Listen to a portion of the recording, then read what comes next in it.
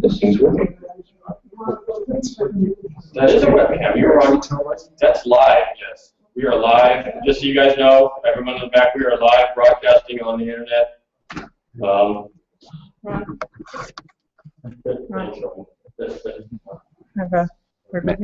That's Maddie. Hey. Oh, thank you for correcting me. We are live. Cool. Come on up, Soph. Do you want the screen on there too? No, well, not really. It's kind of hard to get me in there. It's great. Let's. Oh, yeah.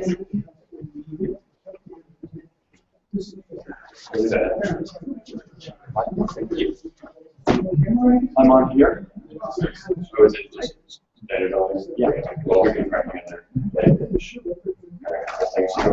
Okay. Whenever you're ready, sir. Yeah.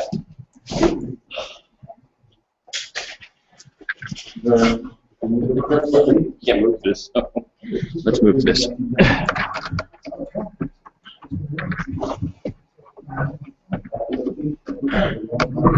Get me in there. So how do you broadcast these over the internet?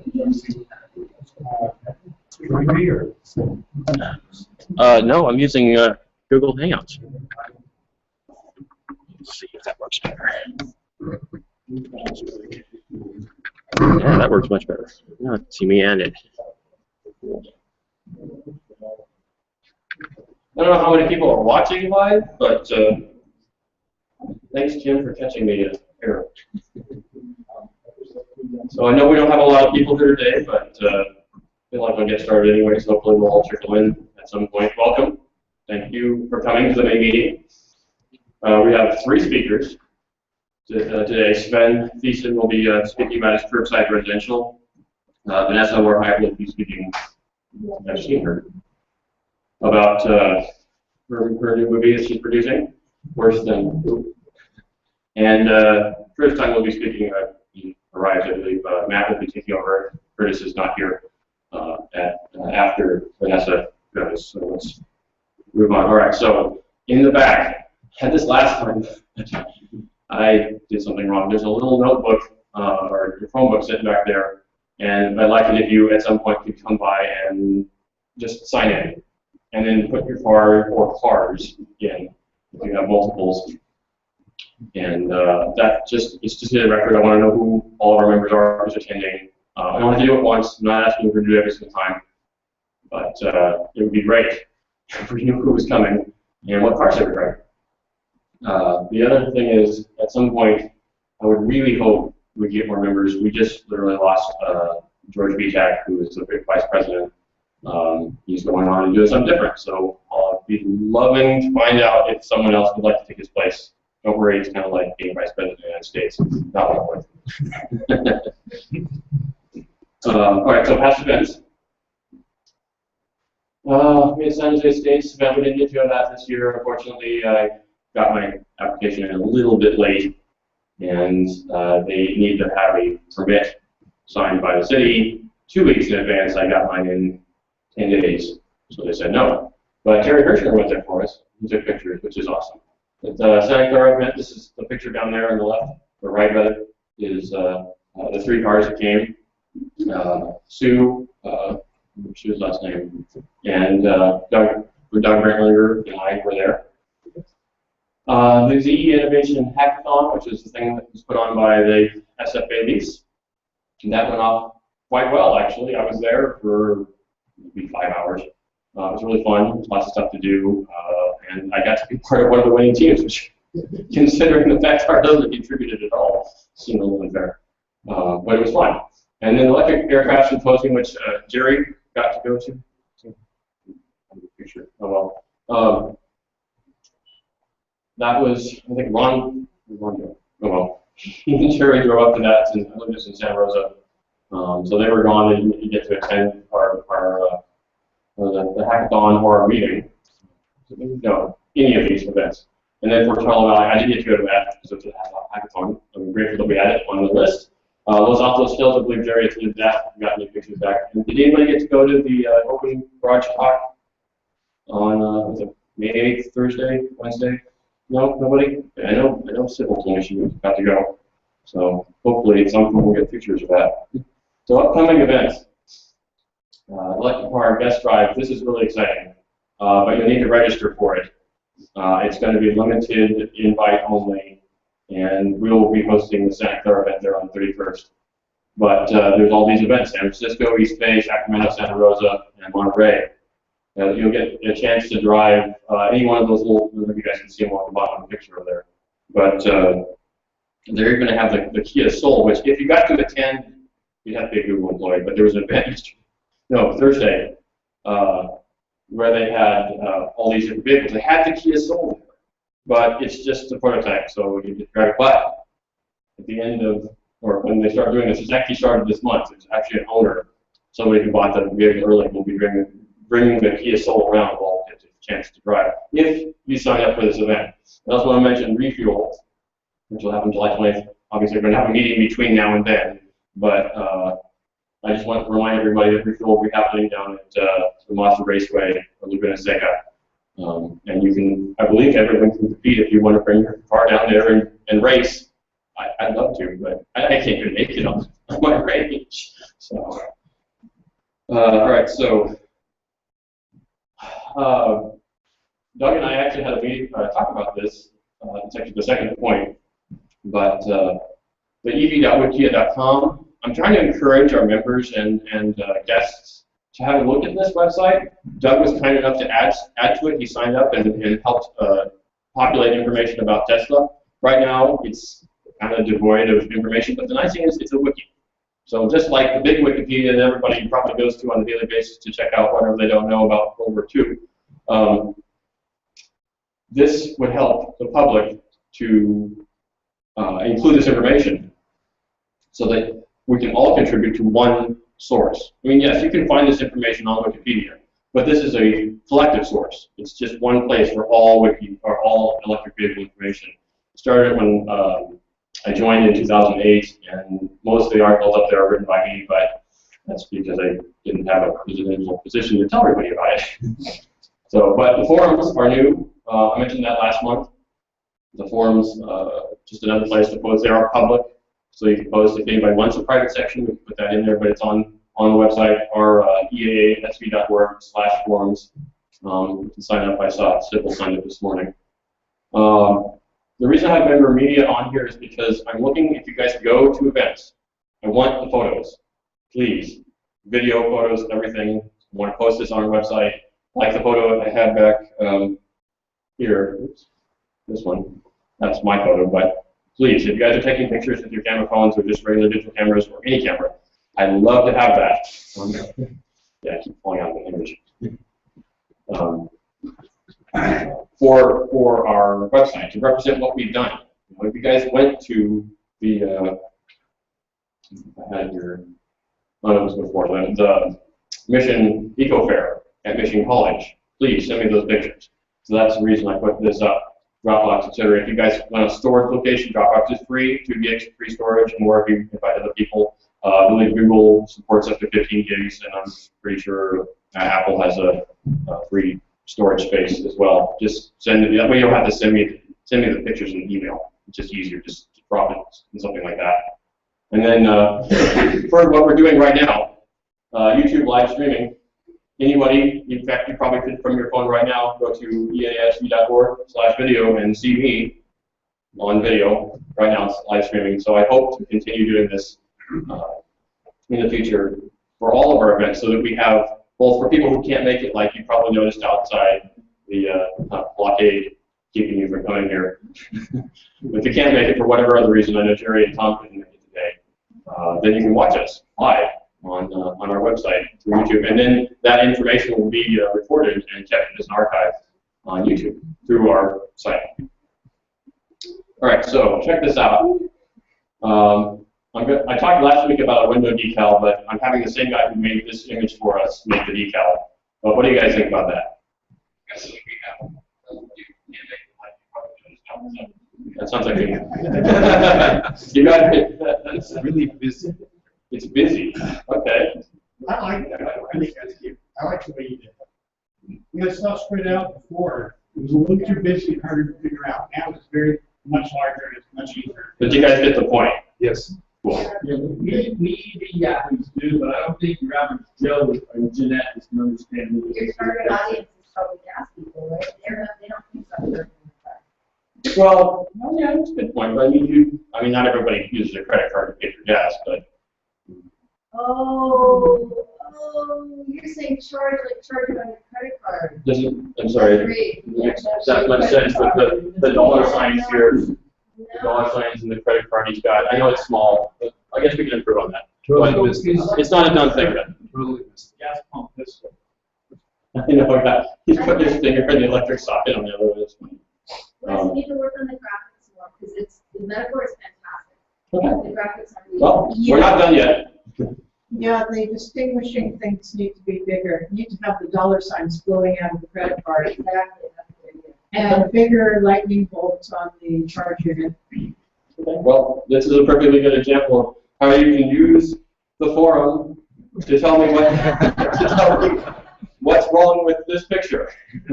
So, just to ask a foolish question, is the assumption that the charging is free on the top one, or is there a charge for that? All right, no, you're right. It's not money. It's a charge your card versus charging on a credit card. Really, the idea here. How do those two Venn diagrams? That's a good point. It's still technically the word is being used, right? But it's a very good point. So if it was refill instead of charge? Well, the plan versus charge. But that's the question. Yeah, How you much can usage use- you want? Because by picking words, you can change the message subtly. Yeah, no. Refill, yeah. That's good thought. Put it on the forums. I really appreciate that idea. That's good. Okay, so I'm sure you guys are all looking forward to this part. The volunteering for the National Drive Electric Week, otherwise known as EV Rally, it will be definitely at Deanza. I've spoken with Deanza's representatives, and we haven't paid yet, but that should be happening momentarily. I know we have funds. Yeah, September 20th. That's the end of Drive Electric Week. But the poster, there's something in June. It's the poster. That's sorry to confuse. But that was just the poster from a couple of years ago. Nevertheless, I'm looking for volunteers to help out. We've got maybe 2 people who are really dedicated to this at the moment. And the more people I can get, you don't have to do a lot. I really just need to know if I can get your help. That's really what it comes down. Also, as I mentioned before, we will be looking for potential replacement for PP at that point. Okay, I'm listening. I can hear you. Turn it down. I don't need to hear myself. You can't. But I really want to get on this because I'm in the moment. To this month, I am emailing all our previous sponsors and vendors to get them interested. Hey, look, we're going to be doing this in September. Please email me if you're interested. And at some point, I'll need to have people help me with either talking to them in person or going to events and finding out what can be done. We have maybe 20, maybe 30 total sponsors / vendors. The more we get, the bigger the event will be. Just looking for help. So if you guys are willing to help, please email me, and we'll talk I know that there are people who are interested in this. The more help I get, the better this thing will go. So I really appreciate that you guys came, and you guys are dedicated, obviously, of your time. So that's all we have for that. So let's get on to the speakers. Sven, Thesen, and Vanessa Warheit.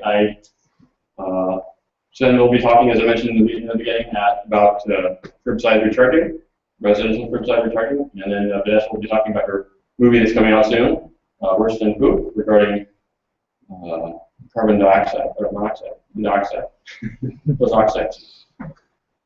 So I'd like to help out here. It's given, actually, pull up the image.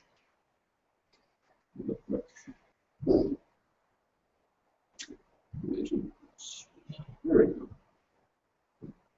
Here's our youngest ride and drive. Come on, Sophia, come on up here. Still stand from the camera so we can see it. So I'll present this, as you can see. Certificate of Appreciation. Certificate is awarded to Sophia Thesen for her efforts in promoting electric vehicles. Thank you, Sophia.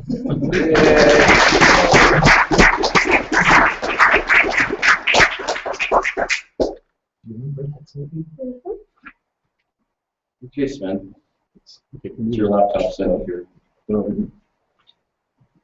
So that picture of my daughter, one of the joys, at least with Sophie and I, is that she likes to drive the car around the block at very low speeds with me controlling the accelerator and the brake, and she's doing the majority of the steering, and she knows how to put the Leaf in gear and park and the emergency brake and where you look for P and all that stuff.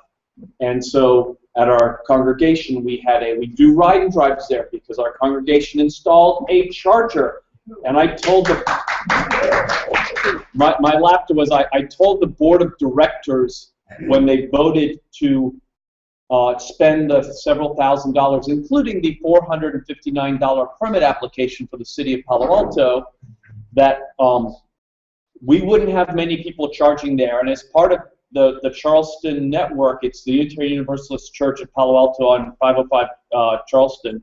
We've got people charging there every day now. We've put through over 3,000 kilowatt hours, and gosh darn it, as one of our principles being the interconnected web of life, I'm embarrassed, but we're raising money as part of it because we ask for donations and things like that. So we do ride and drives, and this man wanted to ride in my Leaf, and of course I wanted him to drive it, but I was too busy barking to get more people. And so Sophie, would you give a ride and drive to him? We didn't know who he was, and my wife really gave me the stinky finger for allowing Sophie to get in the car with some stranger. And what did you tell him how to do, Sophie? Say no more.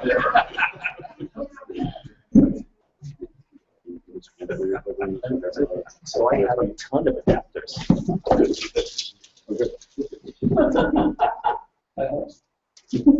This is probably the firewire. That's yes. And the rest is snap. It's not a question. We'll find out if it works. There's a plug for it. So I want to talk about two things. One is boring, and that's a new charger technology that I've recently learned about, and I don't know if you guys know about it, and if you do, then you can throw Rotten Tomatoes or whatever. And then the curbside charger that was installed at our house. So to me, so we get okay.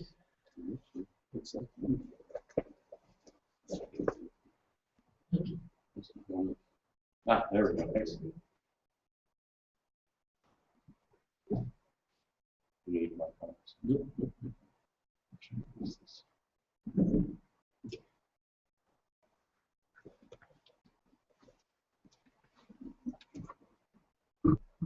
Excuse me. For you guys, can't lie, I got in trouble with my mother-in-law today for doing too many things, and life goes on. So it's called, the company and I have nothing to do with them, I just heard about them, is called EverCharge. You know, this is, there we go, lovely. I was gonna say, that was a quick flash in the pan, huh? Right. And in essence, so you guys get it, I think, but I'm doing some work with some volunteer work with condos and workplace charging. And if they, and this is the same thing that happened at our church. We had a dedicated 40 amp breaker that then in charge provided 30 amps of power with a 6.6 kilowatt charger.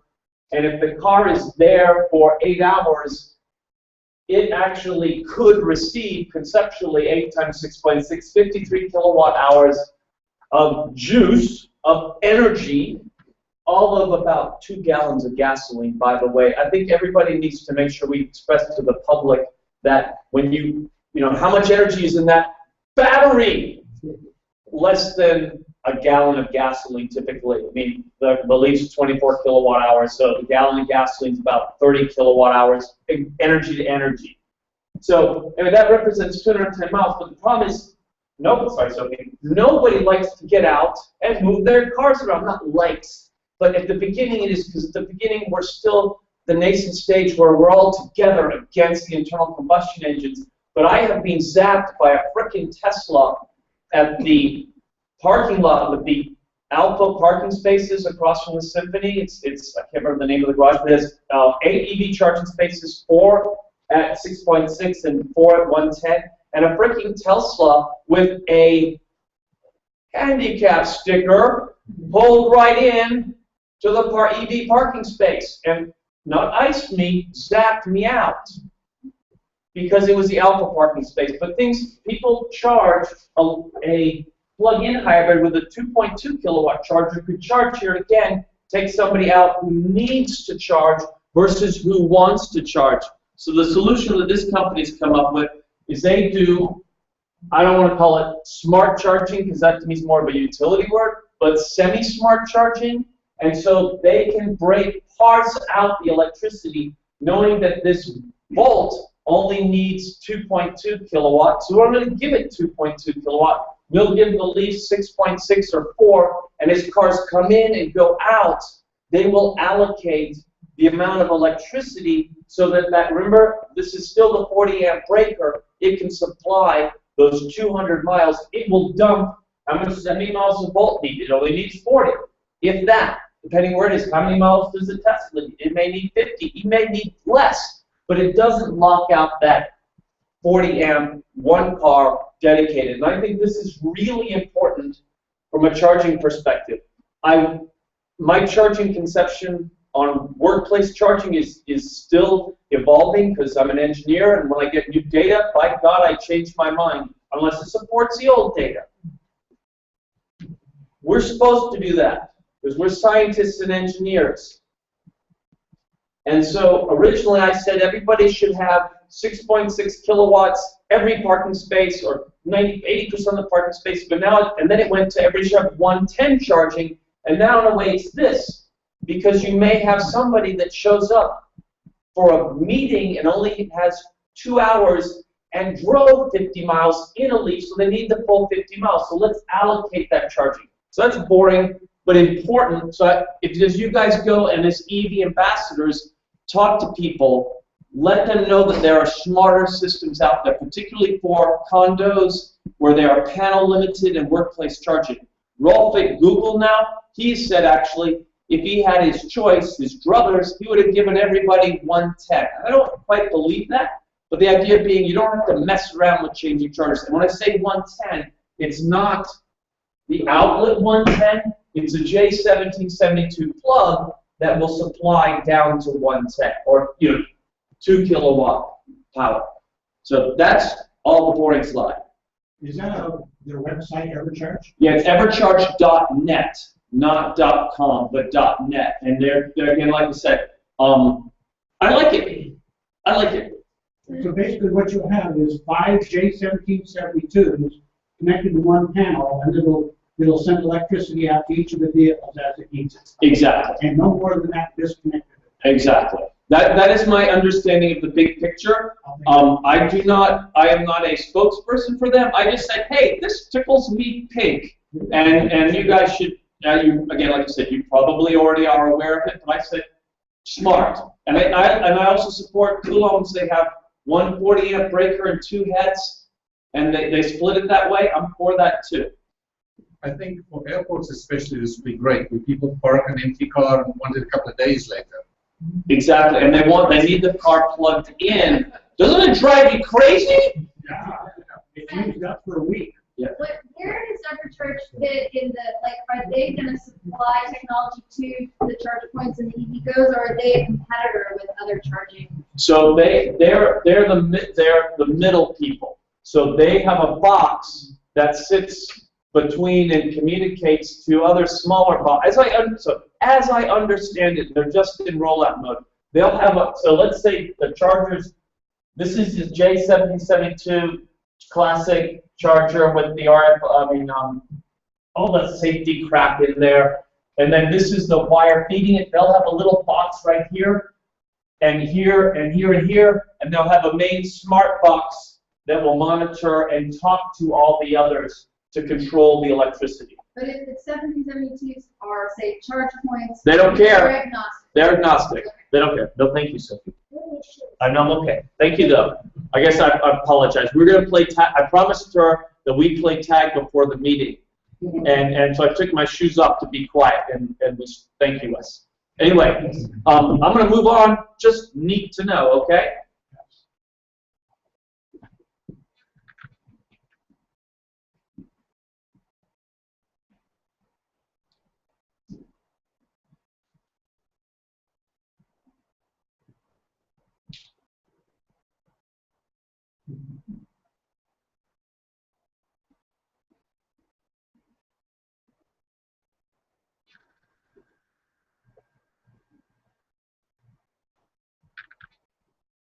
Come on. Here we go. This is much more to me important talk, because why do you do what you do?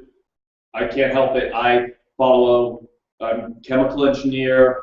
I do climate change work. I do energy. I do electric car stuff, and I am so worried. Although I wish I was a stock guy, because sadly, if I knew that CO2 was then followed by temperature, I'd be betting big dollars right now on the whatever temperature stuff, like air conditioning units. In the sea level, carbon dioxide is then followed by the spike in temperature. So we're going up from 270 pre-industrial. We've already hit months of 400 ppm. We are in big trouble, and I'm really worried. And why? Sophie, I'm sorry, I got it. Does anyone want to play tag outside? Just heard this. You're welcome to play tag with Elliot and Sophie, but you can walk and you have to be quiet, okay? So this sort of data as an engineer just really gets me fired up, because it's like the politicians and the scientists. So the politicians are not listening, and the general public is not listening. Where we have the standard deviation was here, and now it's moved over to the left into these way hotter craziness. And what directly impacts me is that as a driver, there was an evil professor in Phoenix, Arizona. And he wanted to correlate temperature to kindness and anger. And so what he did, he had one of his assistants stop at a red light at the front car and then timed how long it took for the guy or gal behind him to lean on the horn to go. When do people have more patience? When it's cooler outside. So the whole term hothead and all that is so true. So those temperature curves I showed you is going to lead to a whole bunch more angry, crazy drivers. But the joy about EV, once you do get that honk from behind you, you're gone. And that to me is just one microcosm. But seriously, we are so, I'm ex-PG&E. Where it was, I live in Palo Alto. Where do we get our carbon, stand up straight everybody, where do we get our carbon-free electricity from? Hydro. Hydro. Where does hydro come from? Snowpack. We'd be in big trouble. There's hardly any snow up there. And it's just going to get worse. And we're going to have to build bigger reservoirs to catch what snow melt there is, because the snow melt from being 3 months to 6 months long is going to be a month, 2 weeks, because once that rain starts hitting that snowpack, it's gone. And we're in the drought. That's great. Did you guys read about what happened in Florida? They had 2 feet, 24 inches of rain in less than 48 hours. And they don't know exactly how much rain they had because the rain gauge was destroyed in the storm. I mean, so who's doing stuff? And what do I do? What do we do? So the bathroom, this is important, people. Climate change, as you get hotter, your bladder, stays the same. Water expands with temperature, so you've got to more quickly go to the bathroom beforehand. That nice lady's going to show you something. Does anybody need to? It's at the far end on the right-hand side, okay? But seriously, think about it. Water expands when you get warm. But I'm thinking, what am I doing? What are my cults doing? What are our leaders doing? So this is beautiful. This is great. But these people, these students, are doing way better. This is roughly a month ago. 400 kids, I'm 50 years old, I can say kids, got arrested. And these, okay, these are awesome people out in front of the White House, but that's halfway across the country. What can I do? Well, maybe I could be like this guy. Do you guys know who this is? This is Dr. Jim Hansen, ex-head of the Goddard Space Center. And what I'm collecting is pictures of him being arrested.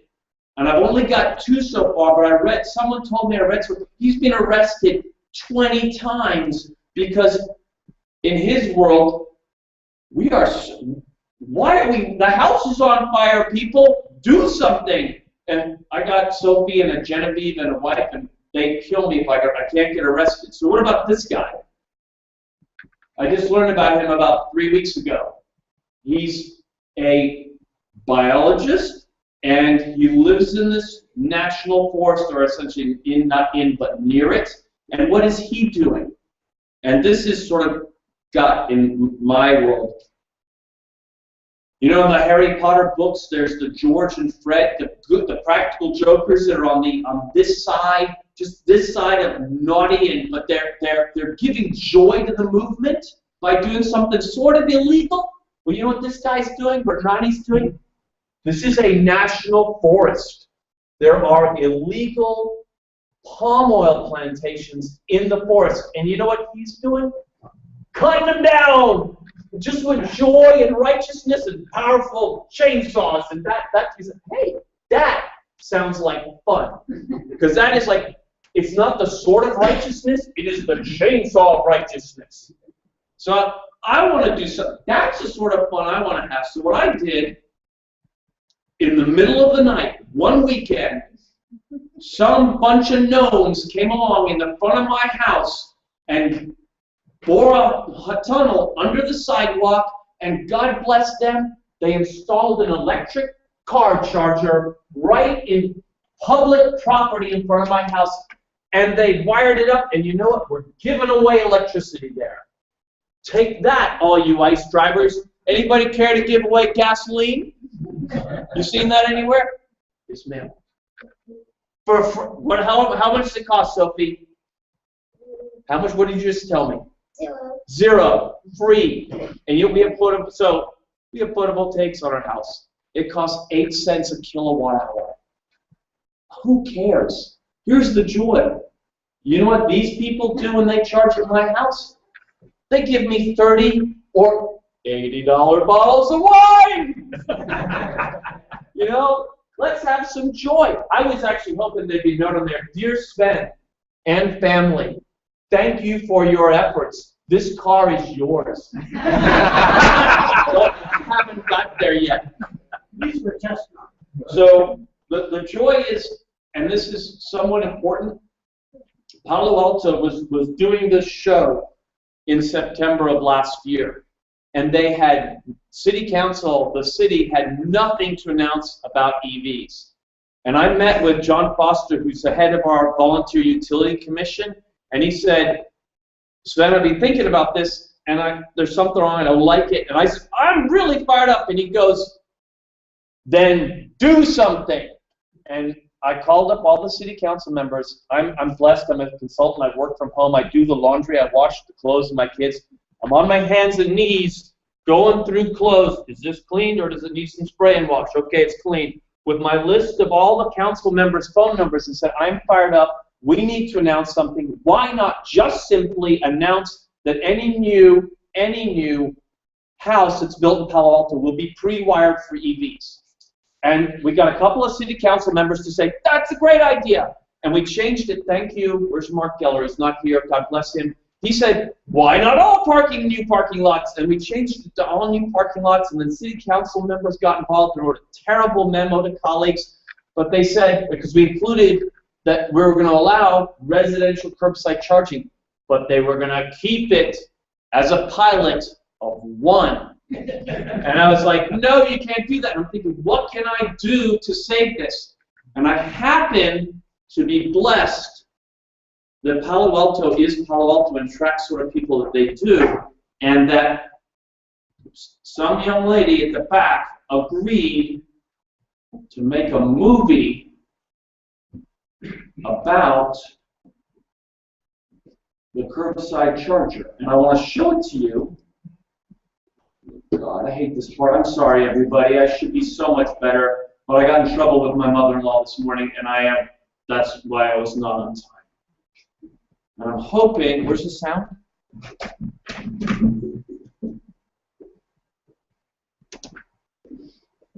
Maybe you moved to the phone.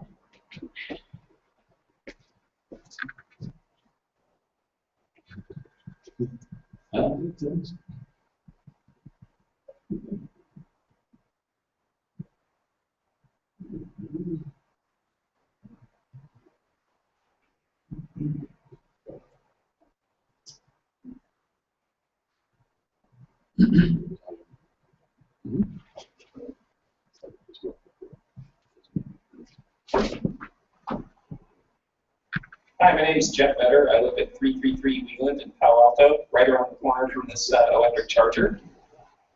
This is my public testimony for the Palo Alto City Council meeting, item 8 on the agenda. Renee, will you please plug us in? Last year we drove a Leaf at one of our neighbors' electric vehicle open houses, and we liked it so much we went and bought one. But now, in the meantime, while we're still working out charger logistics at our house, we've been using this curbside charger as our primary means of charging our Leaf. I believe this is the nation's only permitted curbside EV charger, and I'm glad to use it. My name is Christina Vetter. Jeff and I like the Leaf so much that we decided to sell our other car, which got about 20 miles to the gallon, and replaced it with a Tesla. We usually charge the Tesla at work, but occasionally we charge it here too. The fact that we have an EV charger accessible to us has played a key role in our ability to drive electric vehicles. So far, we've driven 3,000 carbon-free miles, which translates into 3,000 pounds of carbon dioxide saved. Imagine if everyone in the city of Palo Alto could do this. Well, we are pleased with the direction of Council's colleagues memo. We strongly encourage the city of Palo Alto to establish a simple, affordable permitting procedure for residential curbside chargers. We love this curbside EV charger. So, could I please have a set of applause for Miss Vanessa at the back? We have the filmmaker here, and you know those Forge and George from that Harry Potter book? That's the laughter I was able to bring into the boring, stay, dark city council meeting where I showed that. And they suddenly got it, even though the mayor at the time has a Tesla. Nobody else had shown them, oh my God, there's a little kid charging the car. I mean, all we need to do was have a dog in the film and apple pie, you know, and show my photovoltaics. But the key thing was it showed that the car was, you guys get it because you're here, because you get it. This may change. If you're fighting with the city about stuff, show them this. So going back to what the boring stuff now, what do we do at my house? No one has given me this car yet. But what do we do? So those rascally gnomes installed it, and we got permission at we built an Uber, an energy efficient home. We got permission to do that one-time charging for that one-time event after those rascally gnomes had installed it. And then I said, finally, and they said, but you have to take it out. You have to dig up the wires and take it out. Damn those gnomes. And luckily, someone called me and said, hey, could you have an event at your house in 3 weeks? I said, okay, I think I need to have a EV charging station there too. And they said, oh yeah. So I called the city back and they said, we've been requested to have another smaller open house, and they want to show the EV chargers. Could we keep it in? And they let us. So we jumped from event to event and finally said, I got to get it plugged in. I called the city. I've done wrong. And the joy was the person I spoke to, Sven, I support you. And I knew we won. And so, although I didn't know how intensive and boring it would be, but in essence, the joy is, and this is what I want you to communicate to the cities you live in when you have a friend that needs to do this because they don't have parking and charging on their driveway or wherever. Just fill out the basic EV charger form that your permitting yahoos make you do when you do electrical work. Not a big deal. And then your city likely will have, this is called a public utilities easement/encroachment form. All it means is the area of your sidewalk and in front of your sidewalk belongs to the city for your utility crap. Well, you want to put in some utility crap. You want to run some wires. Who's paying for the electricity? You are. Who's paying to install it? You are. You may give it away. You may choose to lock it out for your own personal business. That's for your own charger. That's fine. You may even choose to charge to sell it. That would be breaking ice. Because I said, I will only give it away. The only thing you need to be careful of is when you say, I'm not limiting anyone to park here, because it is public street in front of our house. Anyone can park there. I can't put up a sign like I have on my driveway that says EV cars only, others will be towed. Can't do that on my driveway like I have on my driveway, because it's public. But you can do anything else. You can put up signs that say, anyone who's not charging here will be cursed. Whatever you want to say. So really simplify it to whoever you're working with to say, it's just, guys, relax. Palo Alto, they're, pain in the you-know-wheres. They've done it. No big deal. Don't let them call the city and speak to certain individuals, because they will say, not gnomes installed at the beginning. They say, Sven did it illegally. And to me, and this is what Felix Kramer, another one of my heroes, said, he said, Sven, that's the way startups do it. Damn the law, full steam ahead. I feel like I'm one of those Tea Party people, I object to the British high taxes. Throw that tea overboard. Fred and George, Harry Potter. Then the other thing you need, this is what they require, is, and the joy was, if you are a homeowner, you probably already have it. They ask for $1 million liability. And you have that in your own homeowner's insurance if you have $1 million. You may have to go up to $1 million, but we already had it because we're freaking in Palo Alto. Although, if anyone wants to burn my house down, I've learned a lot. I want to start over again. Don't tell my wife. We went to State Farm, and we didn't even have to argue with them. We just had to say, those crazy people in Palo Alto need our homeowner's insurance on this form called Accord, which is it's a commercial insurance. And they said, okay. And of course I listed my wife first. because she's the love of my life. So do nice things like that. And they ask you to indemnify all the people in your city. The point being, when you go to your city to do it, you just say, it's been done before, it's not that hard. Relax. You're going to get an award and accolades and get to talk about it and be heroes. Chill. So it's legal. And we got a pilot. And if anybody else wants to do it, use this as an example. Bring them by, show them the movie. And I just want to introduce you to my latest best friend. This is Michelle Gorey. She works in Palo Alto and lives in frickin' Antioch, poor woman. 2 to 4 days a week, she drives from Antioch in her Bolt. And there's no charging at work. There's no charging near where she is. So she comes to my house and plugs in.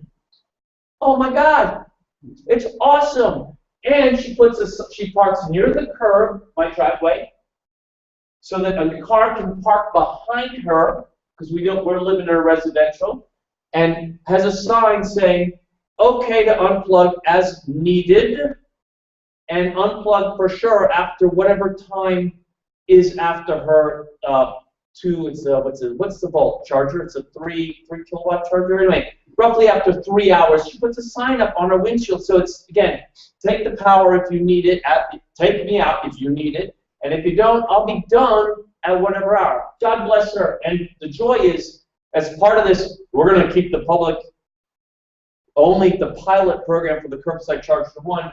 She wrote this schmoozy boozy letter to Jim Keene to say, you guys are heroes.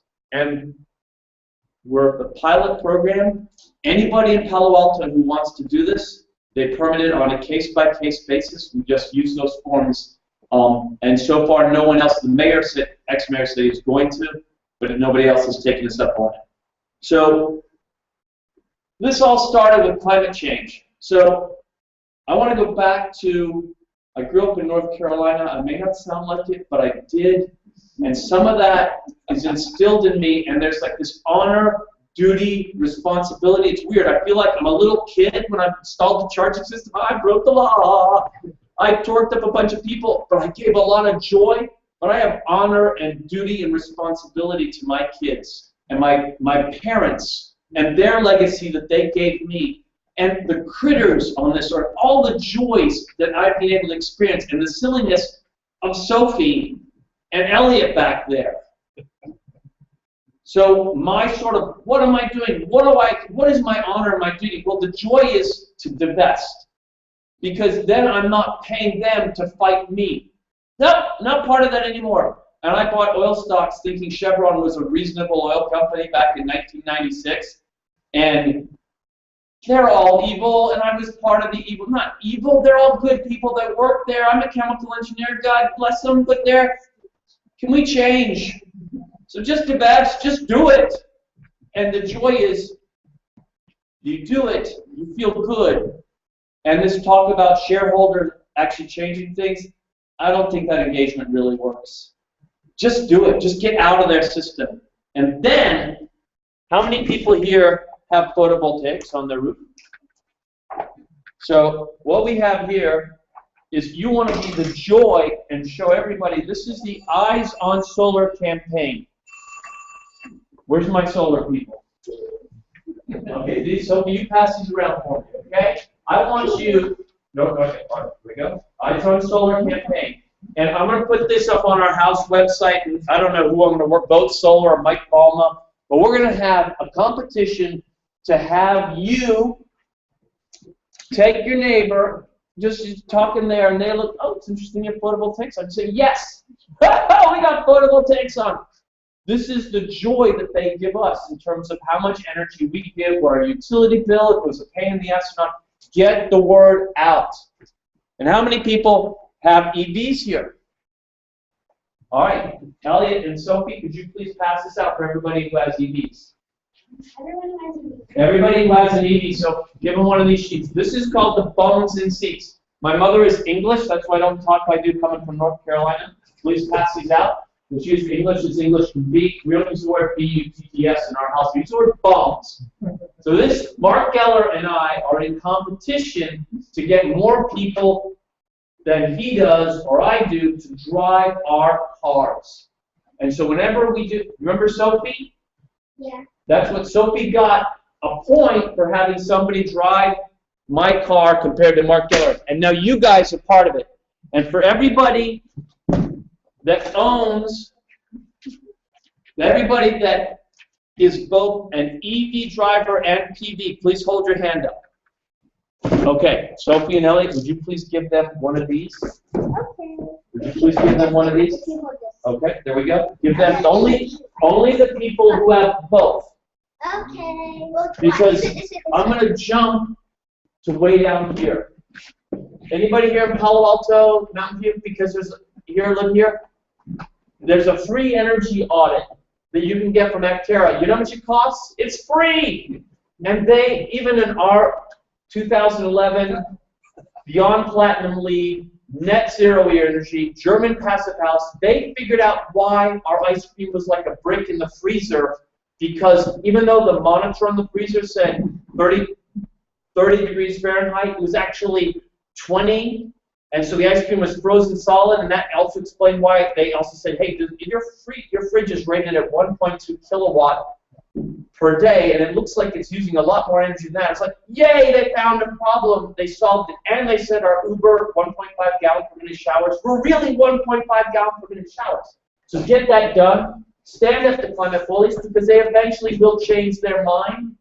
And then that's what I'm passing out right now. Advocate, demonstrate, support clean technologies. And when I say that, our household no longer gives away bottles of wine when we go visit somebody.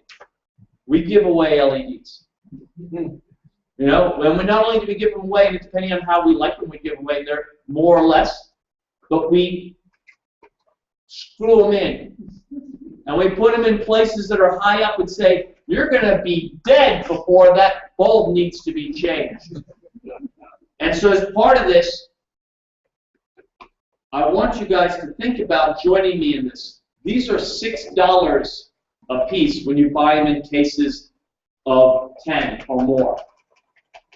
And normally they're selling them through FIRST, which is the robotics program. You guys, the high school robotics program, you may have heard of this guy, Dean Cannon.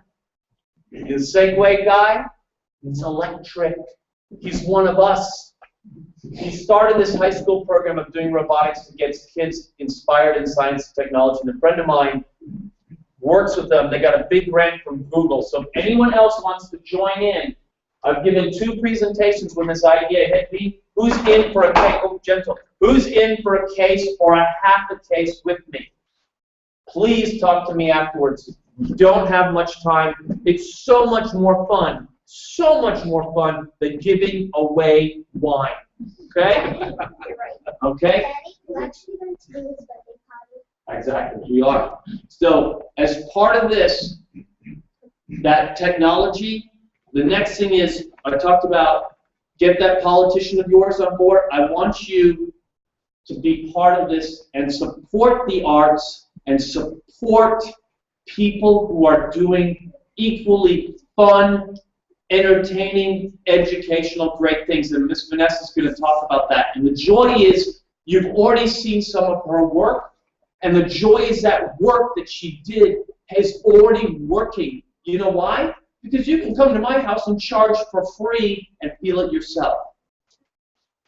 I'm doing it because of these guys, and I got to go to my 9-year-old's birthday party right now, Sophie and I, because so they can have kids and not have a crappy life. It won't be crappy. It's just the level of species diversity, the level of humankind interaction, that whole, it's getting hotter, we're going to have more hot heads.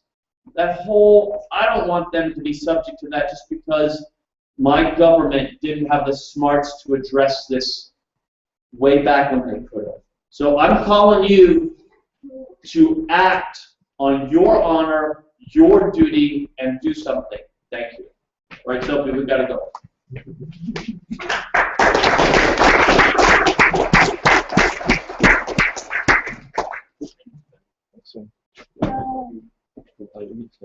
Yeah, we do have to go to a birthday party. My sisters. even though her birthday, real birthday, was actually in January. Very, very good. What's to Vanessa? She meant Give it to them. Thank you, Sven. So again, but before I go, I think you guys are a little bit of a bunch of pansies. Who's here for $120 worth of wine? Well, who's ever bought $120 worth of wine? I'm going to buy some LEDs. You don't need this. Where's put my shoes? And they're in the bag. Okay. Come to my house, 314 Stanford, charge them up.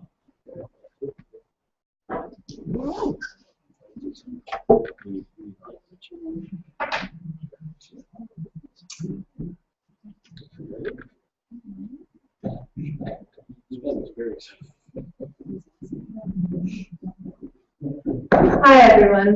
That's really loud. All right.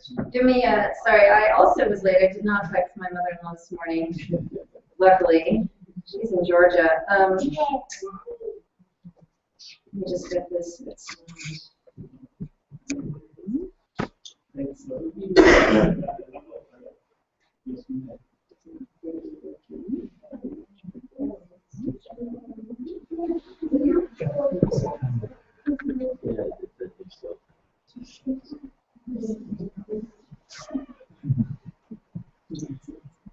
Okay. Sorry.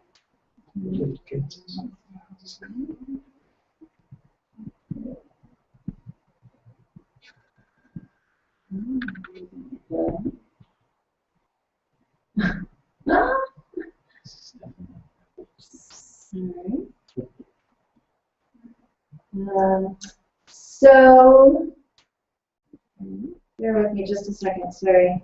Talk amongst yourselves. Like that.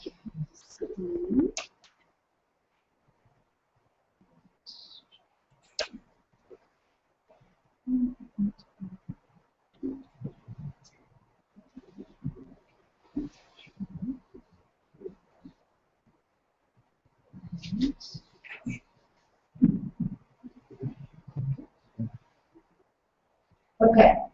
So, hi everyone. I'm Vanessa Warheit, and this is my son Elliot. Stand up here so they can actually see you. Oh, I see. There we are. Stand like this so that they can see me online.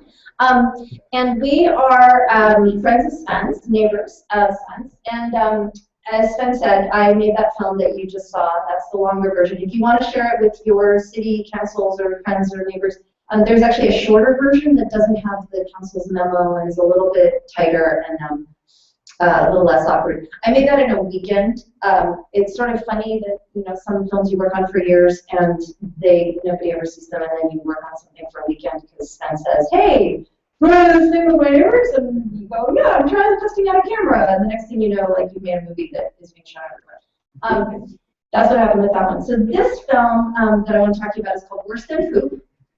It stars Elliot as Professor Elliot, the climate scientist. And I'll just give you a tiny bit of background, and then I'm going to show you 2 short videos. The background is that I am a climate reality presenter with the Climate Reality Project. I am just as worried as Sven and probably many of you are about climate change.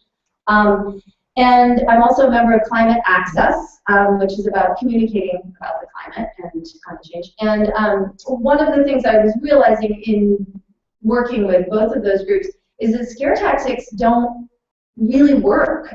They should, and yet they don't. I don't know if you've all seen John Oliver's bit on HBO. If you haven't, you should, when you leave here, Google John Oliver and climate change, and you'll get a good laugh. But as he said, we've sort of collectively, we can't deal with the future tense. Don't you want to save the world for your grandchildren? And we've just collectively said, fuck them. So I thought, okay, well, what does work? And what tends to work is visuals and humor, right? Because when things are funny and people are laughing, you can get around whatever their blind spots are.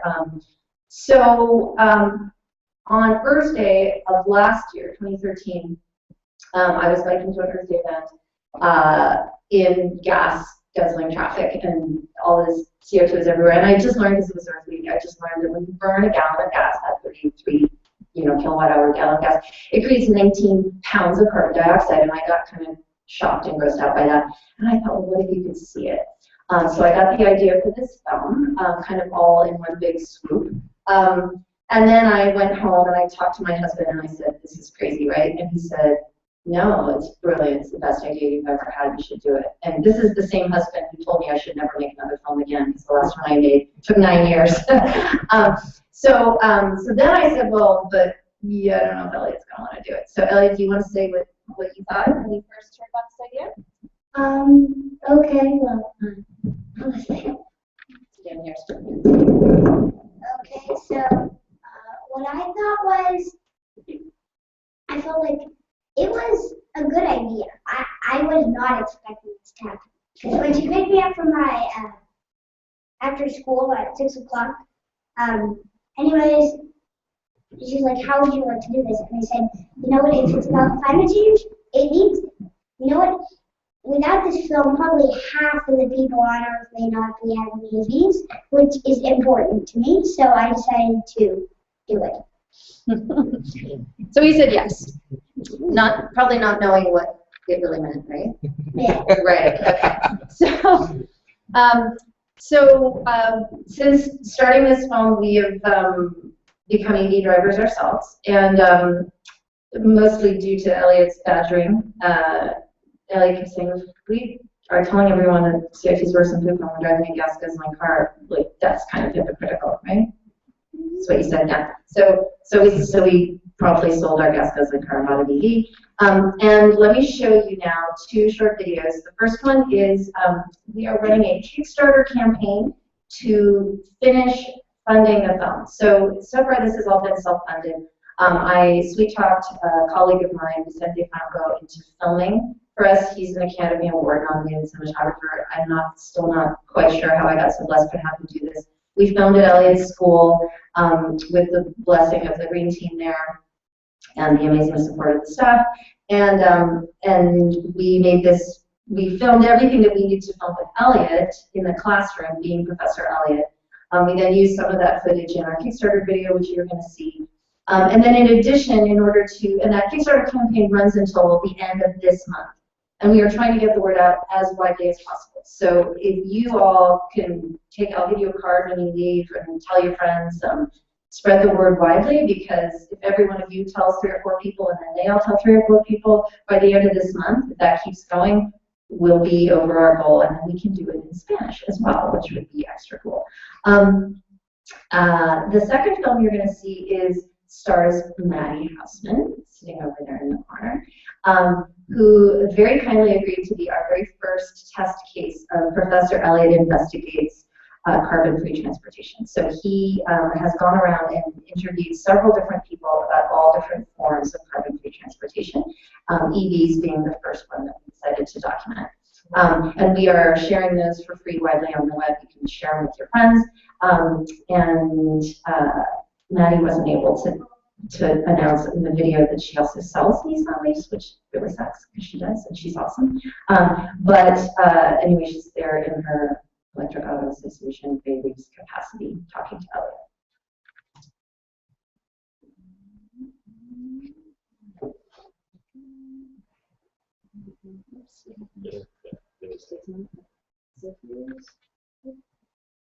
Whoops.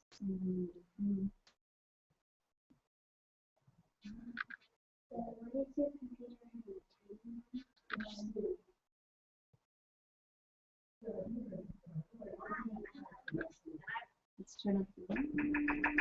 I don't know. Is it more do it.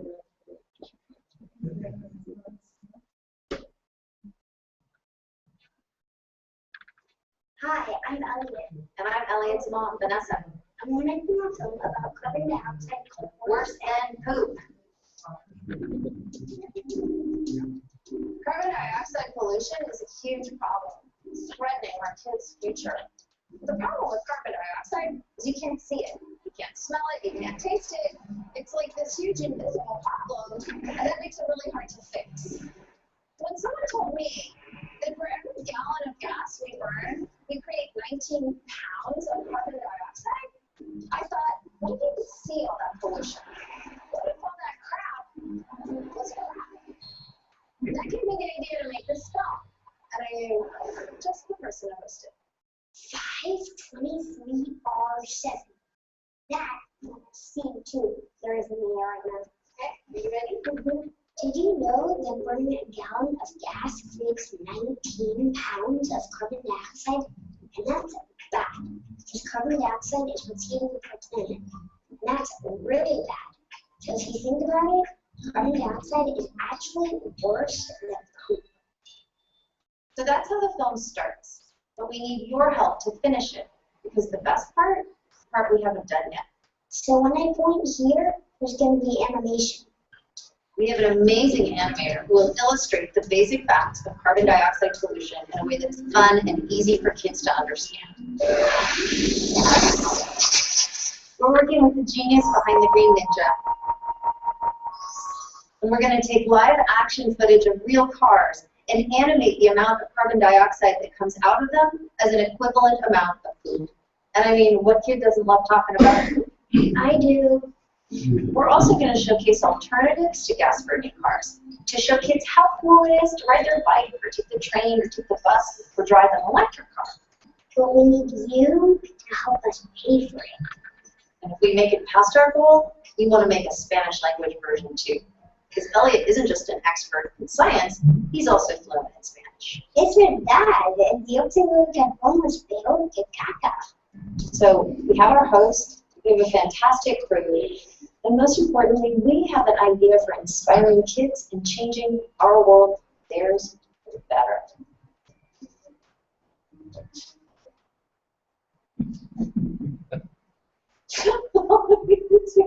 All we need is your support.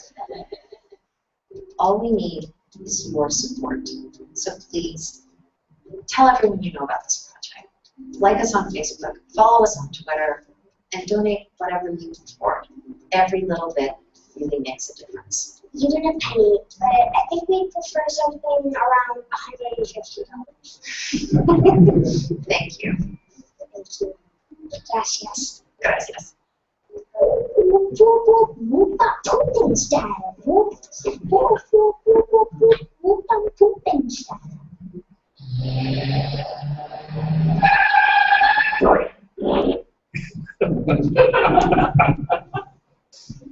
And I didn't tell him to say that about $150, but it was entirely his idea. Skip.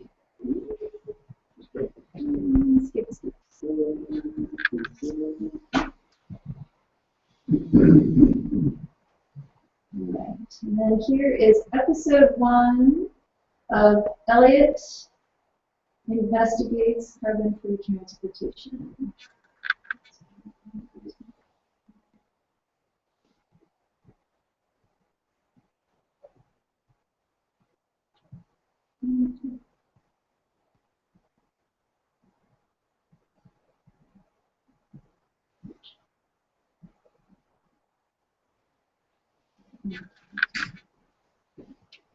My inspired idea by the Tesla Model S. And the hunt for alternatives to pooping cars.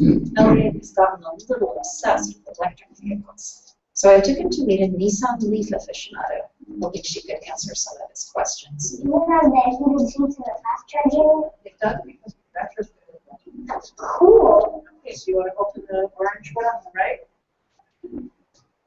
What's this one? You have to flip that little cover off and open it. And what's the difference between the orange one from the black one?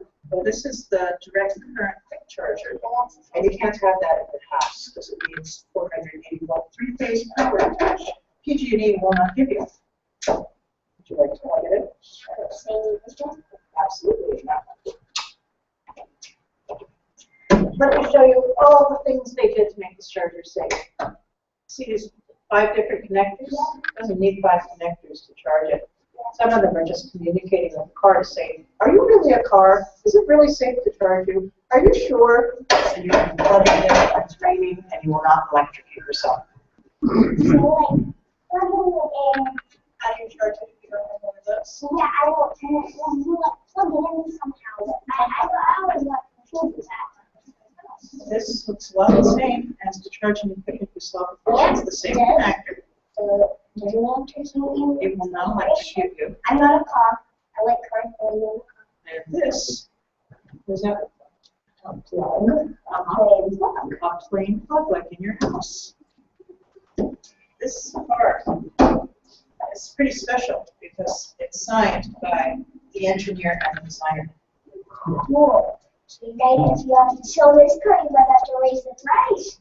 I don't know if I want to sell this car. It's a signature edition. Yeah. I don't know. Should we get the signature edition? Alright.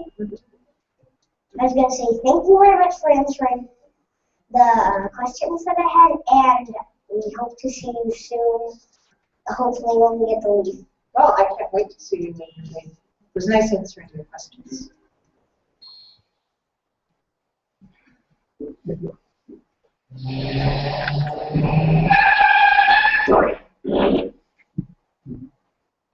All right. We did not get a leave. We didn't end up getting a leaf. They were too expensive at the time. I understand the prices that come there. But it wasn't for lack of time. So yeah, you can hit the lights somewhere over there. So I don't know if anybody has any questions, but oh, the only other thing I was going to mention is that we are, as of last night, 71 or 2% funded now in our Kickstarter campaign. We have 2 weeks left. We have 160 backers now, I think. We would love to make it 200 by next week. And you can, back us for as little as $5. It's not a big stretch. And then it goes up from there. There's all kinds of awesome rewards. You can have your face in the animation. That's the super special treat one. You can just get it download of the movie. You can get like worse than poop tattoos. You can get a worse than poop ringtone. You can even, I think we still have some rewards where Elliot will record your outgoing voice message. Anyway, you can check us out on Kickstarter. Just go to kickstarter.com and type in worse than poop. Also just, we are, the plans for disseminating the film, the worse than poop film, eventually we want to get them out into schools, and we want to get them, we're actually going to hope to raise more money once the film is done from grants to distribute it for free to families and schools, because they don't have any money. And the idea is to have it in English and in Spanish. So our goal on Kickstarter is $21,000, but we really need about $35,000 in order to make it in both languages and do it right. So your help will be invaluable. You can tweet about us, share it, post about it on Facebook, tell your friends, tell your plumber, tell your hairdresser. And we've met, I'm working with Barbara Alford, who's the teacher on special assignment for Palo Alto School District, where we are, who's our teacher on special assignment for the Next Generation Science Standards. And she's a total fan and has assured me that it actually will work for K through 8. I was like, really, 8th graders? She goes, oh, Vanessa, it's poop. 8th graders like poop. So I'm going to take her word for it. So anyway, so if you have any questions, I'm happy to answer them. I'm going to stick around afterwards. And I want to give another shout out to Maddie for her help with this project. Yeah, okay. No questions?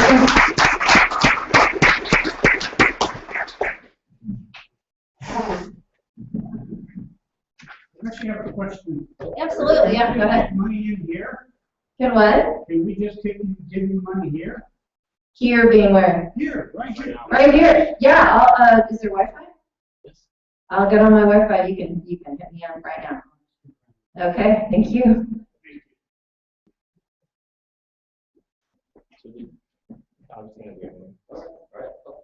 This is Matt.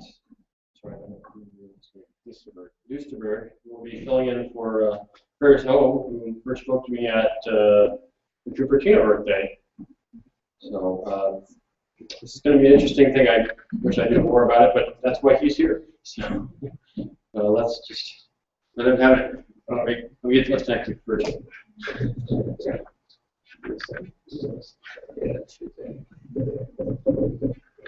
Well, thanks everyone. I'm with a company called OhmConnect, but we'll probably be talking more about what we're doing more than the actual company we're talking about. So we're based on the same thing that Vanessa and Sven was. We're dedicated to stopping climate change. But we're not going to do it just by fear or any other tactic. It's actually by money. We're going to give our users cash to help us prevent power plants from turning on. We're going to talk a little about demand response, which is, oh, okay, sorry. Can you get this up? Can everyone hear me now? Much better? Great. So this is a little bit more technical than the last two talks. I'd love to get your feedback and any questions as it goes. But I'm going to give a little talk about demand response and a little bit about OhmConnect, and then we'll show you kind of what we've built and how it works.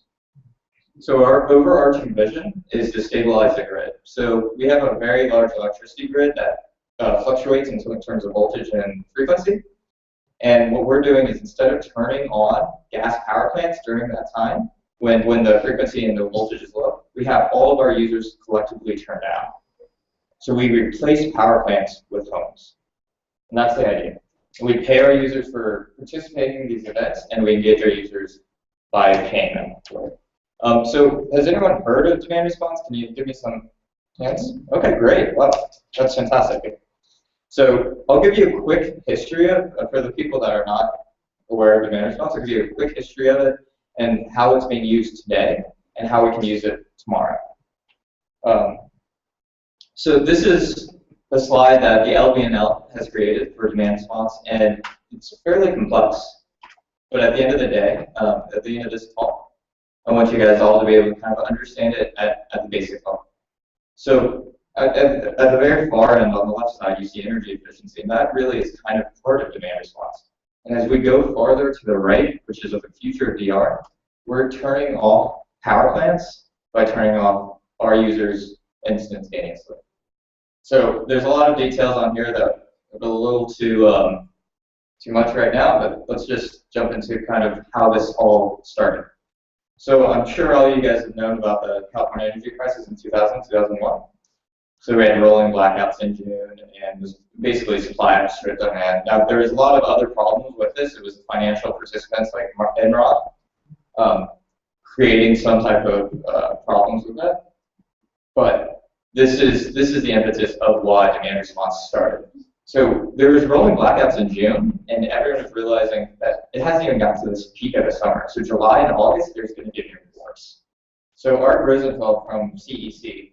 Oh, so I'll go into the economics explanation first. So the way that the energy markets work, especially back in 2000, 2001, and now currently, is that you have an energy supply curve and an energy demand curve. And I'll just jump over there. But if you guys can't hear me in the back, can you hear me in the back with? Great. So they have an energy supply curve, which is blue, and then our demand is static. As soon as you turn on a light, you need to have a supply there to actually have that light turn on. So across the entire grid, this black line is solved every 5 minutes, and this blue line is basically what the energy is, where our energy is coming from. All of these bids are kind of coal and nuclear. They're always on wind and solar. But this kind of steeper part of the curve is gas. And when we had those blackouts back in 2000, 2001, basically the problem was that the supply was not enough for the demand. So the curves could not intersect, and they had to turn off demand and bring that black line further to the left. So the way that it was working is that CEC came in, Art Rosenfeld said, let's do a demand relief program. And so they had this thing called optional bidding, binding mandatory curtailment, which is a mouthful. And basically everyone in the valley here had to just have the commercial buildings turned down. And they did it by lighting, air conditioning, retrofits, or refrigeration, and just turning down manually. And that's still how most of demand response works in the commercial and industrial sector. And it worked. It was one of the most successful programs. And the reason it worked is because we had data on it.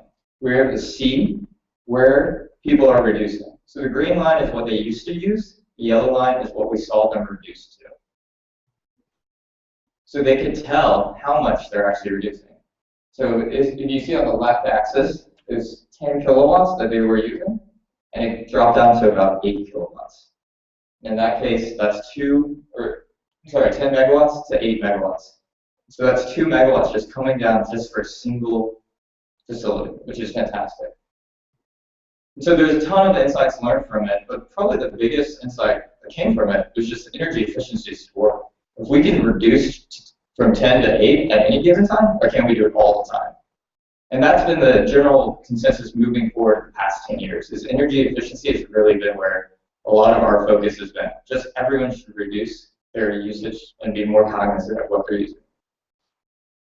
But we still have some demand response programs. PG&E has about 9 different programs. Only 2 are in the residential sector.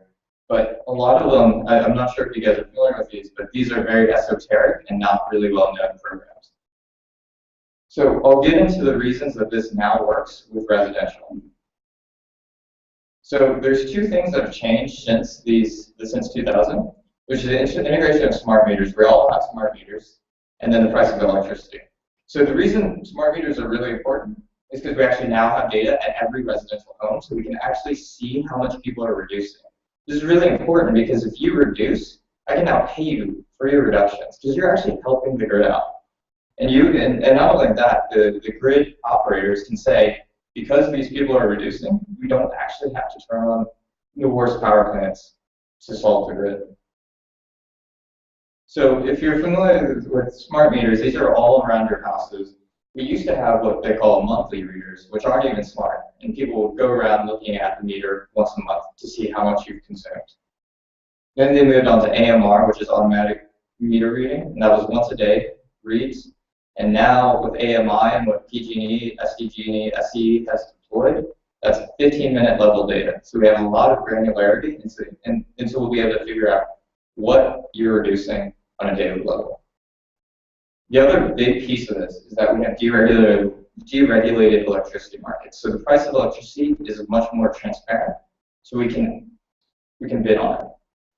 I'm going to skip over some of these slides with more technical details.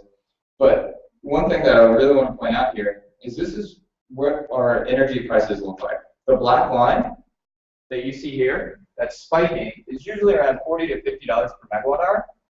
But 1 or 2 hours a week, it spikes up to $1,000 to $2,000. It's 20 to 40 times more expensive because they have to turn on the worst gas power plant. It's a jet turbine. They basically take a jet turbine off the airplane and dump gas into it. And it's extremely inefficient and expensive. The reason they do this is because they need to have 5-minute power turn on like that. And you get those larger coal plants, those larger gas turbines, it takes them a long time to ramp up and spin faster. So these jet turbines that you've seen, you guys have all been in airplanes, they can turn on very, very quickly. But they're super inefficient. And that's why the costs are so high. We're blind to this because the utility charges us at the red line. We only pay that fee at all times. So when the black line is spiking, when these big spikes happen, our carbon footprint's on the order of 3 to 4 times as much.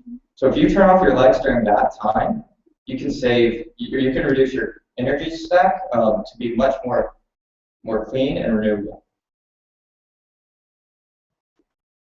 So this is what we see as the future. Today we're doing a lot of what they call DR, which is peak load shading, which is turning off the hottest days of the year, the 3 hottest days of the year, for 3 to 4 hours. It's actually fairly uncomfortable, and you guys might already be doing this for PG&E. But what we really need to do is move it towards the right, which is spinning reserves, which is real-time DR, and this is where OhmConnect comes in. We're a residential demand response platform that asks you to reduce your electricity. We plug into your home, and we reduce for you and pay you for it. So we connect to various different devices, which is Nest, Teslas, Leafs, Priuses, Chevy Volts, all of the EVs. We turn down during specific times, and then we get compensated by the markets.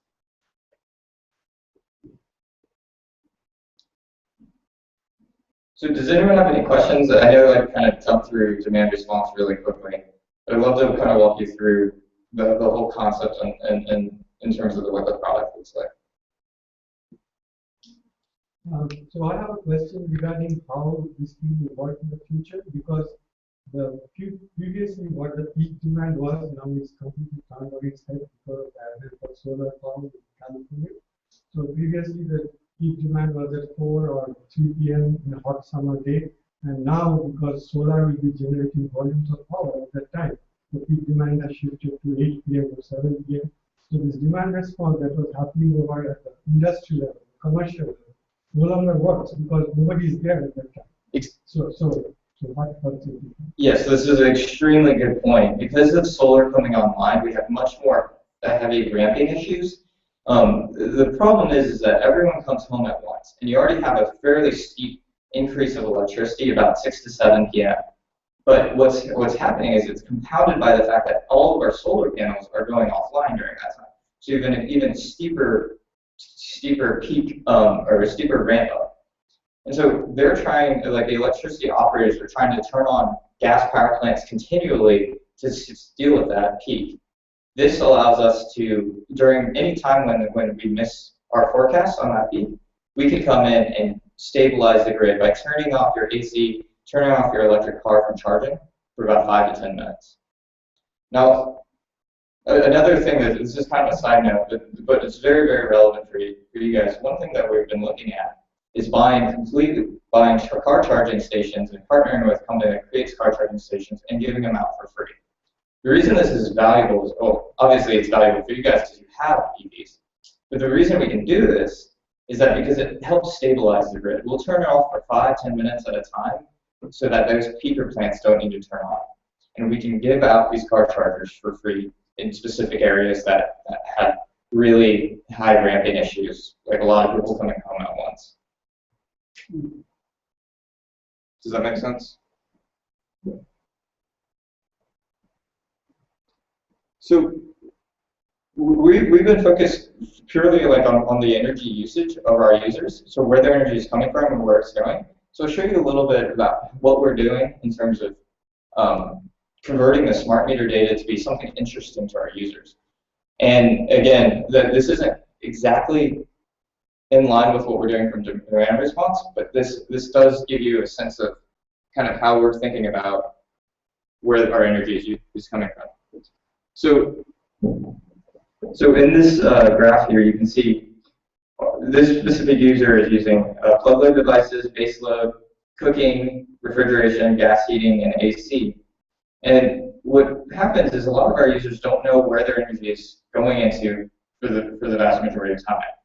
We present this in a way that it changes over time so they can see, if it's late or April, for example, it was a lot hotter in SF than usual. So the AC was much higher. So if we go all the way back to March and into the winter months, you see gas heating becomes your dominant usage. You can track your usage, in terms of total costs, your carbon footprint, and your total kilowatt hours, and see how it's distributed over where you're spending your energy. The key here is if you click on one of these, we show you exactly where your energy is coming from over the course of the day. And we highlight the times when these really, really dirty power plants are coming online. So if you look at this is somebody's consumption. It's kind of erratic, where he's using a little bit more in the morning than the afternoon. But if he looks at his carbon footprint, that's 3 to 4x for just that 1 hour. More importantly, his costs of that 1 hour dwarf all others. 15% of our electricity costs come from less than 1 hour a week. So it's less than 1% of the time. So if we can cut that out, we're taking out essentially on the order of 15% of our carbon usage from 1 hour of reductions.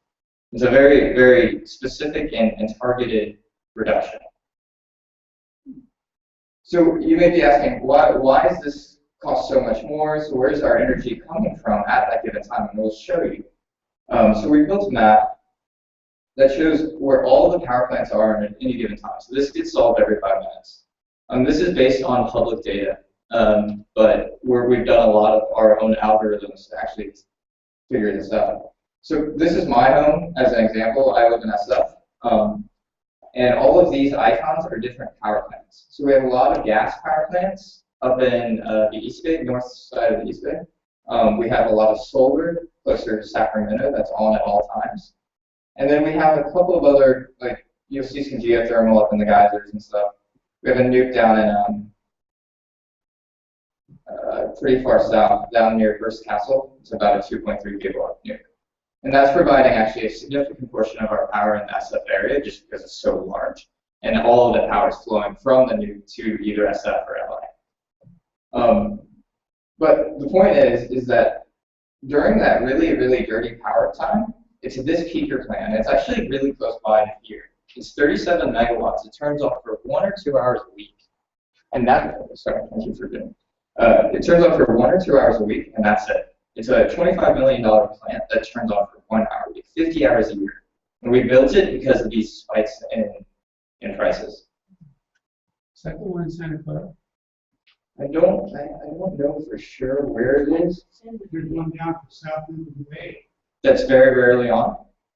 I don't know if it's on. It's off of Zanker Road, and the only time I've seen it running, when I used to drive past it, was on the hottest days.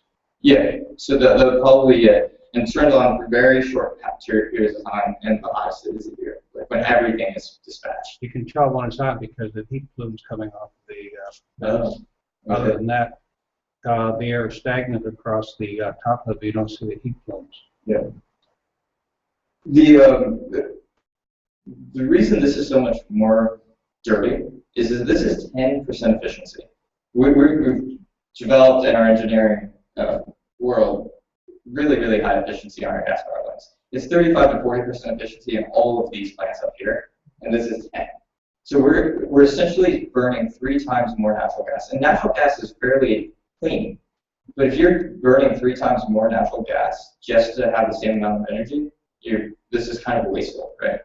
So as you guys all understand, well, like we can get rid of this power plant completely by turning it on 1 or 2 hours a week. So the idea is we'll send out email notifications and text notifications during these peak times when the electricity grid is strained. And if people all reduce, they get rewarded. And this is in terms of points. So we give people points in terms of how much they reduced on each one of these event days. So the last event day we had was on May 13th. It was about 7 p.m. It was extremely hot outside, and it was from 7 to 7:30. We send out a notification. Everyone turns down at the same time, and we prevent that plant from coming on. And we pay our users for doing so. So we're giving away cash to help us turn on power plants, which makes sense, right? Like if you don't use your electricity during these specific times, instead of turning on these really expensive power plants, we can just turn on. Who gives you the cash? PG&E? No, we actually are going around PG&E and going to the California ISO markets. So where PG&E gets their energy is these energy operators, the energy markets. So the people who are building these plants, Constellation, Duke, Sempra, all of those bigger entities, they sell the energy on these energy markets, which is the California ISO. PG&E purchases all their power from the energy markets. And we come in as just a new generation unit. They see us as new generation because they're already planning to produce your electricity. The other big piece that we're working on is integration. Okay, yeah, so this is what you guys are here for. It's the integration with the electric cars. So electric cars have a huge amount of DR potential. When we're talking about most of our other uses, which is thermostats, that's about 0.7 kilowatts. As you guys all know, it's 6.6 kilowatts to charge a Leaf and Tesla, and 3.3 per volt, something like that. So you're talking about 10 thermostats going down all at once. So, and you don't really need, usually when you're charging your electric car, you don't need it to be charged in a very specific amount of time. If you're charging it overnight, you're plugging it in at maybe midnight, and then by 7 a.m. it needs to be charged. So we control how the charge is coming in during that 7 hours, and we give you cash for doing so, and we help keep the grid, those dirty power plants up.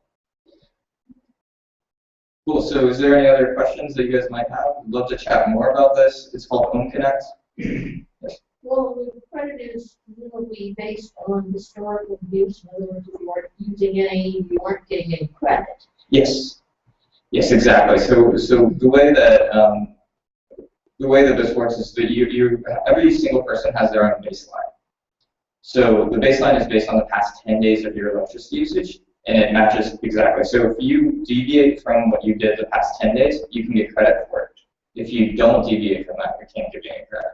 And if you actually use more, To begin with, we got no results. yeah, exactly. So ideally, but the other question I often get is if you have solar panels, does this help you? And it does, because you can always reduce further than what you're using, even when the solar panels are on. Even if you're getting -5 kilowatts coming out of your solar panels into the grid, if you can move that from -5 to -6, we can still sell that extra 1 kilowatt back into the grid and keep that power tax. Great. So any other questions? Okay. Are the devices that you offer to optimize automatically, or is that something you want? Yeah, we're actually doing discounts on all of Nest signups. So anyone who signs up with the Nest and allows us to control it, we're giving $25 right away. And then same with any of these other devices except Belkin. We're only giving $10 for these. And it depends on what you're plugged into for the Belkin.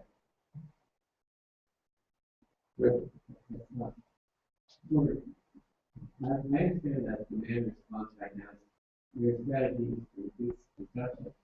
But is there any future plan to shift the load by local energy storage? In other words, all our EVs contain batteries. Is there any plan to utilize those batteries to shift the speed of the load to demand? Yeah, that's something that I'm not. It is certainly on the long-term roadmap. It's not something I'm yet fully comfortable with. I don't have enough energy experience or battery experience to know how much discharging your battery will affect the lifetime of the car. Now, obviously, we're not going to give users $10 a month or a year if their car is going to last a year or die a year sooner. So there needs to be some more analysis there. My background's in mechanical and chemical engineering, so I don't yet know battery. That's more electrical. But yeah, it's definitely the way that OhmConnect sees battery storage is that there's no reason to build new big battery banks. We basically have our own battery banks in each one of our homes. We just need to take advantage of it and utilize it. There's, when you turn off your AC for 15 minutes, you're not going to really see a difference. You have too much thermal mass within your home to actually see a difference. So why are we building hundreds of thousands of dollars of battery banks to allow us to shift the load a little bit more when we can just do it right now by plugging it into our already connected homes? So. During this short late evening time when you save power, do you actually do rolling blackouts of the air conditioners, or do you? Okay. Exactly. That's exactly. So we cycle in air conditioning so that no one even notices it, but they're just getting paid at the end of the month for helping to save the environment. That's essentially what we're doing. Yeah.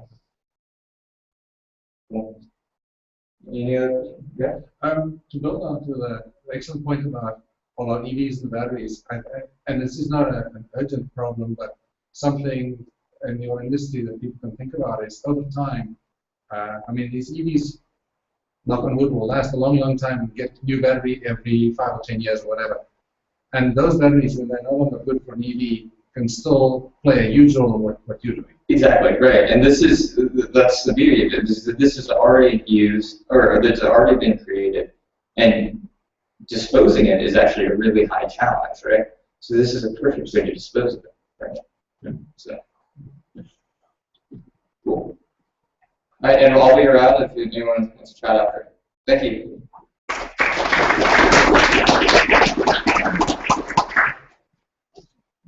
Thank you, Matt. Oh, Vanessa. One really important thing. Okay.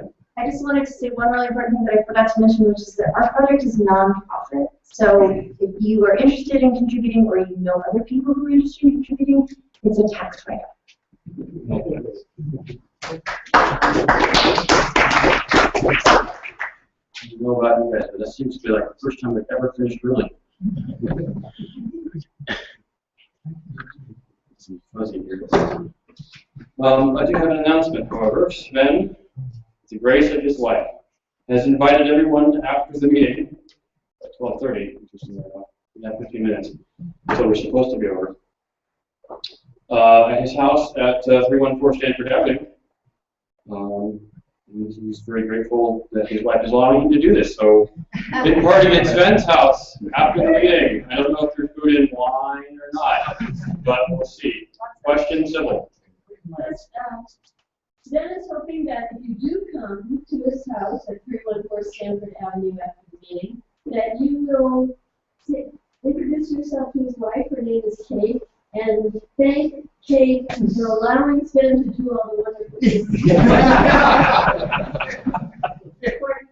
Need some points. Not just these points. So thank you all for coming. And remember, I'm looking for volunteers. So if you guys are willing, I'm able. Thank you.